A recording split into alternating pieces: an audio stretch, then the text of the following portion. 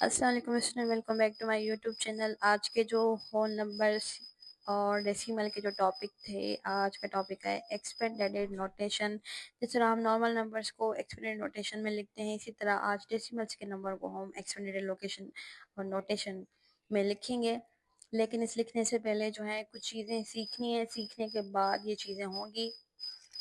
अभी आपको कुछ एग्जांपल्स दिए गए हैं, जैसे कि the shaded parts show 1 + 5/10 + 7/100 parts. अब हम इन दोनों के हमें जो है न्यूमरेटर सेम बनाने हैं ताकि ऊपर वाले को करने में आसानी हो जाए। न्यूमरेटर सेम बनाने के लिए हमें क्या करना होगा, इसका तो 100 है न्यूमरेटर, इसको भी 100 बनाना है, तो हम न्यूमरेटर और डिनोमिनेटर को ऐसे नंबर के साथ मल्टीप्लाई करेंगे, यानी सेम नंबर के साथ मल्टीप्लाई करेंगे, लेकिन ऐसा होगा जिससे हमारा डिनोमिनेटर 100 बन जाए। 5 को हम 10 से मल्टीप्लाई करें और 10 को 10 से करें, 5 को 10 से करेंगे 50 हो जाएगा, 10 को 10 से करने से 100 हो जाएगा।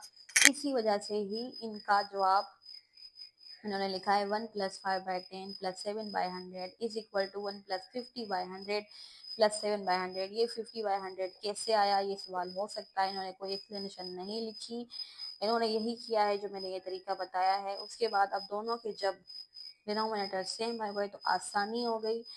ये एक दफ़ा सेम लिख दें, इन दोनों को आपस में जोड़ दें तो ये बन जाएगा 57। जोड़ने के बाद वही तरीका कि अब इनको डेसिमल में कन्वर्ट करना है, तो 2 टाइम डेसिमल क्लास होगी, तो इधर 1 पहले से ही है, 1.57 ये बन गया। अब इन्होंने लिखा है सो 1.57 मीन्स, अब आप इसको इस तरह लिखें या इसको खोल के इस तरह लिखें, लेकिन ये इसका क्या हुआ, हैं दोनों सेम, कहीं एक्सपेंड फॉर्म में है तो कहीं ये शॉर्ट फॉर्म में है। ठीक है, अब इनको हम खोल के लिखते हैं, ठीक है, समझने के लिए। 1 प्लस यानी 1 होल हो गया।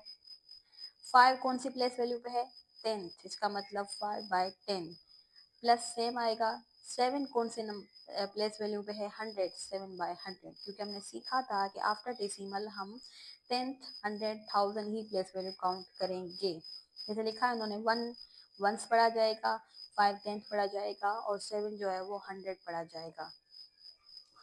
ये समझने के बाद इन्होंने आपको एक एग्जाम्पल दिया है कि right 27.43 in the expanded form. अब आप अपने आप से करके दिखाएं कि आप 27.43 को किस तरह बढ़ा चढ़ा के लिखेंगे, जिस तरह उन्होंने आपको सिखाया था।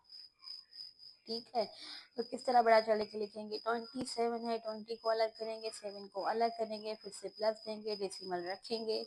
4 कौन सी प्लेस पे आ रहा है, 10th प्लेस पे आ रहा है, यानी 4/10। 4/10 को जब हम डेसिमल में कन्वर्ट करेंगे तो आएगा 0.4 प्लस सेम लगाएंगे।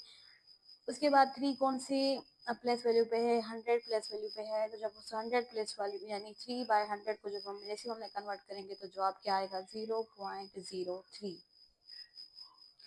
तो ये था तरीका किस चीज़ का, इसको एक्सपेंडेड फॉर्म में लिखने का। इस तरीके को समझने से पहले आपको प्लेस वैल्यू ज़रूर सीखनी है, अदरवाइज आप इसको नहीं समझ पाएंगे कि इसको एक्सपेंड फॉर्म में कैसे करना है और शॉर्ट फॉर्म में कैसे करना है। अगर आपको कहा जाए इसी सेम को आपने शॉर्ट फॉर्म में करना है तो आप कैसे करेंगे, 27 साथ लिख देंगे, प्लस लगा देंगे, प्लस नहीं लगाएंगे, 27 साथ लिख देंगे, डेसिमल लगाएंगे, और 0.4 का मतलब क्या है, 4/10 यानी 10th प्लेस पे है, सिंपली 4 लिख देंगे। उसके बाद 0.03 किस जगह पे है, 100 प्लेस पे है, तो सिंपली आप 3 लिख देंगे।